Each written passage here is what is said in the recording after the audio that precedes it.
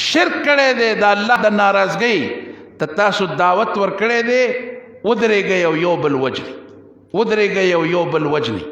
داسې وجل چې پخوا کې کم دریاب بهیږي د هغې رنګ بالکل تک سور شو، سپین معمولي غوندې په هغې کې د اوبو څاڅکی نه ښکاري. موسی علیه السلام ورته په ژړا شو، یا الله ډېر شی خلک الله مړه شو، الله بالکل خلق ختم شو، د اوبو رنګ بدل شو. الله معافي ورته وکړه.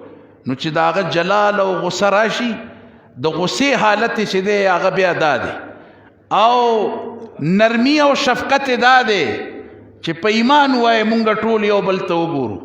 نرمی او شفقت دا دی چې ما تم پته ده او تا تم پته ده چې الله رب العالمین تا را سره درگذر او نرمی کړې ده، که نه د ژوندي پرېښودو په دوی کې یو قسم نشته دی.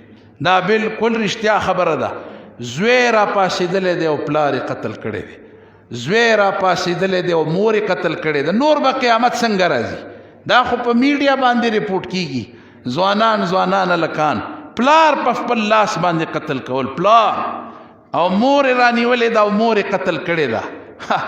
رور را پاسېدلی دی د خور سره یې زنا کړې ده. خلک وایي قیامت به راځي او دی لا خیال کوي چې هېڅ هم نشته دی، ماحول بالکل برابر دی. که خالی د الله رب العالمین منشا دا وی چې جماعتونه ډک کړي او په دې به کار کیږي، دا دوکه ما او تا یو بل له ورکولی شو، زما او ستا یو بل سره فریب کیدی شي، الله رب العالمین سره دې دوکه نشي کیدی.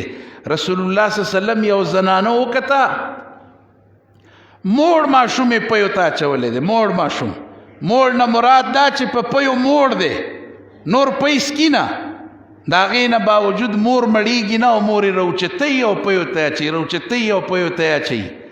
رسول الله صلی الله علیه وسلم چې دا منظر وکتو، وی زما دې د الله په ذات باندې قسمی، الله د خپل بنده سره د دې مور نه زیات محبت کوي لکه دا مور چې کوي. نعمتونه دي چې موږ په دومره شولو، نعمتونه دي چې ډیرانونه د خوراکونو نه او د روجو نه او د چرګانو نه ډک دي. کم داسې نعمت دی چې الله دې خپلو بندګانو ته نه دی ورکړی. د دې زمانې فقیر او ملنګ هم چې دی، هغه ته هم ته څه باسي خوراک دال مالونی څه اخلي نه اخلي، هغه هم د ټیم تازه خوراک خوري، هوټل ته ودرېږي بل ته ودرېږي.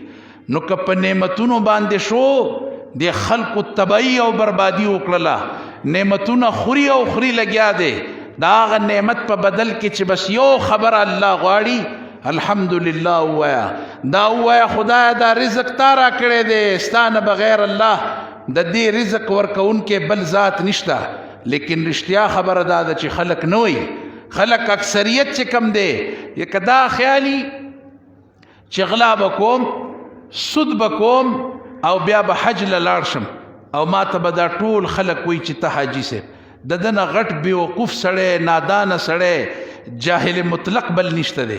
حج په حرامو پیسو کیږي، دا حرام دی خوړلی دي، مخ پټوه، سترګې نشي ملاولی سړی. دا مراقبه دې دپاره چې مخامخ شي خدای ما زنا کړې ده، په خپله خوله باندې چې سړي دا دومره بد فعل دی چې په دې خپله خوله یې سړی تکرار نشي کولی.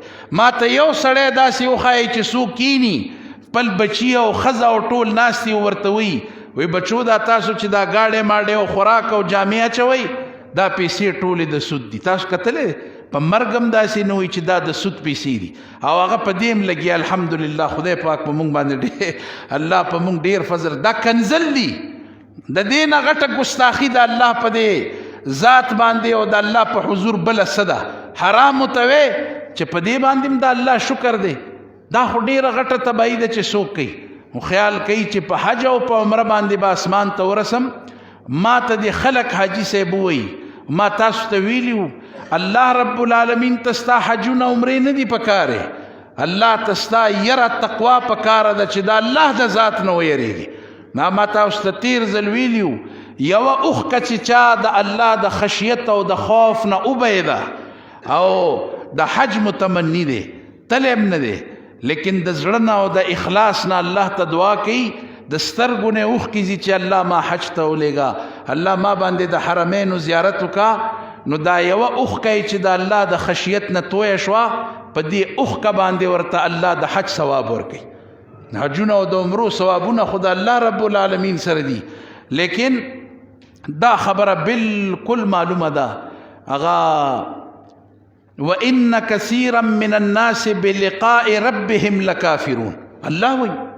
الله وی د خلقو اکثریت چې دی هغه د دې خبرې نه منکر دی چې مونږ به الله رب العالمین ته پیش کیږو، مونږ به د الله رب العالمین سره ملاقات کو. اوس یو د کافرانو عقیده ده، یو په مسلمانانو کې هغه دي هغه قرآن چې وی الذین یقولون ربنا اننا آمنا فاغفر لنا ذنوبنا وقنا عذاب النار الصابرین والصادقین والقانتین والمنفقین والمستغفرین بالاسحار. اللہ رب العالمین دا آغا خلقو علامات خی دا بزرگی علامات چی ازما آغا پیور بندگان سوکت آغا دا دی چی پاغا نمشپو کی را پاسی اللہ رب العالمین تو ادریگی بار بار اعادہ کی اللہ رب العالمین منگ پتا باندی ایمان راوڑے دے. یا اللہ رب العالمین استان دا مغفرت دا بخشش دا گناہونو دا معافی سوال کو. او اللہ وی دا دا سوالونو والا آغ دی سنچ قرآن وی تتجافا جنوبهم عن المضاجع يدعون ربهم خوفا وطمعا. آغا خلق چی دا دوی دا ڈڑے دا دا بسترون لری دا پا دی شپو کی پاغا وقتونو کی چیز سوک نوینی اللہ رب العالمین تا ولاڑی و اللہ تا دعا کی اللہ تا سوال کی. دا آغا اچت بندگان دا اللہ رب العالمین دی چی یقیناً دا اللہ پا ذات دا غوی عقیدہ و ایمان دی.